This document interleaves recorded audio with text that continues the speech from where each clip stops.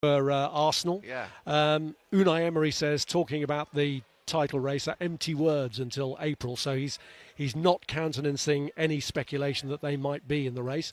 What do you think about Aston Villa's prospects? Well, I think that you know more than me about what's Arsenal's record like at Aston Villa. I mean, I think they've lost there a couple of times, haven't they, in the last few years? Yeah, they lost at home to them. In fact, I think Villa completed the double over them that season when they were really close. Of course they did.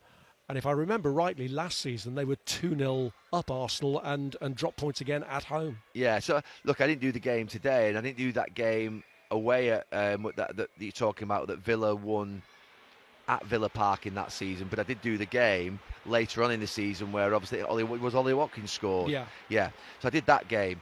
It always strikes me as a team, Villa, that can beat Arsenal. That's what I was thinking today before the game. And Villa Park, I think, is just obviously the form that they're in as well. Unai Emery, the coach. So that's a game you can lose. I think they did okay in the game, but Villa played really well. I wouldn't be panicking at all if I was Arsenal off the back of that. You're going to lose a game or two. You just are. You're going to lose a game or two. And you're going to win a lot of games. They could sit there tonight and think that Manchester City are a couple of points off them. But they've had a tough week, Arsenal, haven't they? They've had a tough week. You know, Chelsea away, Villa away. You could argue it's been Arsenal's toughest week of the season. Obviously, the game in between that at home. So, no, I think that they'll realise that Manchester City have got those types of weeks coming at points in the season as well. I don't think it's a time to panic, but they're certainly going to feel that breath on the neck of Manchester City and Pep Guardiola. And I think City will be going to bed tonight thinking, ooh, if we can stay this close until April, May, and Unai Emery mentions April, May, let's see what they're made of.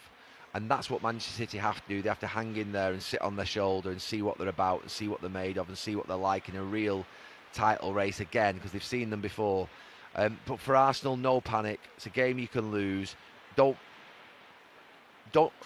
dismiss it and don't think everything's okay. But on the other hand, don't think about it too much as being some sort of what would be bigger thing than it is, because sometimes you just lose football matches that are competitive against good teams, and Villa are a good team. Do you still have your doubts about Manchester City defensively, bearing in mind that, you know, even though they've come through this week, they were lucky to do so against Fulham, having let them back into the match. They conceded a couple against Leeds and saw them come back into it, even though City ultimately won. Yeah, because they give you a chance. The teams of Manchester City that won the league all those years on the run didn't give you much of a chance at all. They were, you couldn't penetrate them at all. You couldn't get the ball off them. So every time I watch them, I think, yeah, you've got a chance of scoring goals. So I think they'll get a bloody nose from a time or two. But Arsenal are going to have to be reliable and consistent as they have been in the first part of the season still to win the league. I mean, this is the season of inconsistency. I mean, everybody's all over the place. You've just seen it here with Liverpool again today, Chelsea the other night, Manchester United on Thursday night. The teams that you would have expected to be in and around the top six, Tottenham, you know, they're all over the place. Villa were down at the bottom a few months ago, a couple of months ago. Now they've sort of risen, and so everything's really strange. Arsenal have been the only thing that have been reliable. They started in a week that was tough. They found it tough.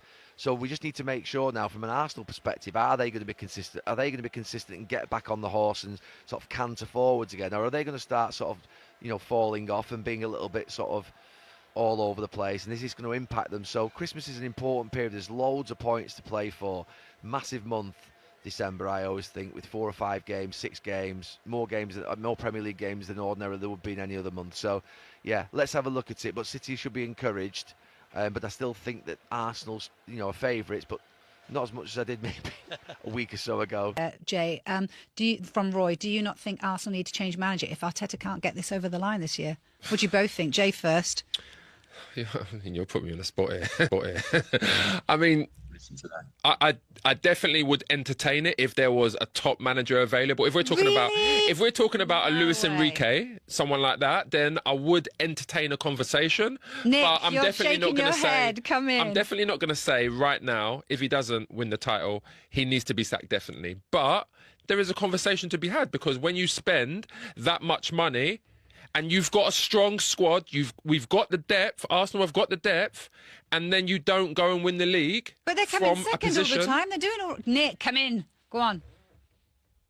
I can't entertain that narrative anymore. I can't. I really can't. What he's done for us, I just can't entertain that, because Look, I get it. It'll be disappointing, but you've got to question the players as well in this as well. It's his first ever job as a manager. He's done really well. I think he's going to be one of Europe's top coaches. It took Ferguson 7 years to win it. He's only just got his squad this season. He should win it. I think he will. If he doesn't, I will be very disappointed. I can't have this Arteta out nonsense. Yeah, but Nick, one thing I will say, I'm not saying Arteta out. Let me just be clear on that. I'm not saying that. I'm just saying there is a conversation to be had at the end of the season. If you don't win the league, that's one thing. If you end up finishing third, that's another conversation. But all I'm saying is, with the money with the money Arsenal have spent, I don't care about what he's done. I care about now. Arsenal need to perform now. I don't care about 5 years ago taking us from 8th to 5th to 1st. I don't care about none of that. It's about now, Nick. You have to understand that. You always have to update your resume. You can't be in a comfort zone. And there is a conversation to be had if that does happen at the end of the year. We're top of the league. We're sitting top of the league. We've got Wolves next, and we've got 3 out of our 4 December games at home. And one of them's Aston Villa, by the way. And, you saw with Chelsea, like a week ago, Chelsea were our biggest title contenders. Where are they now? Everything can change very quickly. They were never title contenders for me, Nick. They were there. Yeah, I know. They were there, but they're not title contenders yet. Wasn't it? Yeah. But here's a question I have for you, Nick. I'd like to ask you this question. Do you think Arteta made the right decision bringing Odegaard straight back in? Or do you think that he should have started Trossard? Because if Trossard can come on at half-time, that means he's fit to play. Trossard, for me, is one of my favourite players. Yeah. I think Trossard should have started, but he went off injured, remember? So he probably wasn't 100%, and he probably shouldn't have started or even come on. I think he came on because Eze was so poor and he lost his man. And I think that's why Trossard came on. Odegaard was our man of the match. And his running stats, he ran 11.7 kilometres. He was on the ball all the time. He made things happen. I think Eze is a big game player in terms of he has moments. But I think when you're away from home and you're coming against a really intense team, I think Eze can go missing for 60, 70 minutes. So, no, I don't agree. But Trossard, if he's fit, starts all day long. Brilliant from you tonight, Nick. Enjoy your evening. These two could go on forever, so sorry, I've got to stop. Because actually, we have to move on to James, who is an Aston Villa fan.